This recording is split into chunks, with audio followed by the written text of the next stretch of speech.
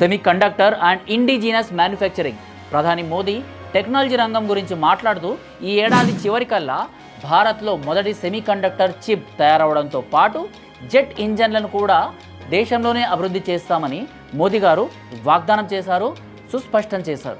Energy independence and nuclear expansion.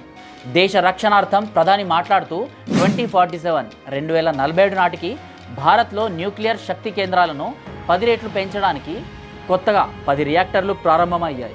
ఇంకా సముద్ర మంథన్ మిషన్లో భాగంగా సముద్రం లోతట్టు ప్రాంతాల్లో పెట్రోల్, గ్యాస్ వనరులు వీటి అన్వేషణ ద్వారా సోలార్, హైడ్రోజన్ శక్తిని భారతదేశంలో ఎక్స్పాండ్ చేయగలము. అయితే మోదీ గారు 5వ పాయింట్గా యూత్ అండ్ ఎంప్లాయ్మెంట్ గురించి కూడా మాట్లాడారు. ఈరోజు యువత దేశానికి వెన్నెముక. యువత అన్ని రంగాల్లో ముందుకు దూసుకెళ్లాలని మోదీ గారు చెప్తూ యువత కోసం ప్రధానమంత్రి వికసిత్ భారత్ రోజ్గార్ యోజనని ప్రవేశపెట్టారు. ఇది 1 లక్ష కోట్ల పథకం. ఇంకా ముఖ్యంగా ప్రైవేట్ రంగంలో కొత్తగా ఉద్యోగంలో చేరిన వారికి నెలకు 15,000 సహాయం కూడా అందిస్తుంది.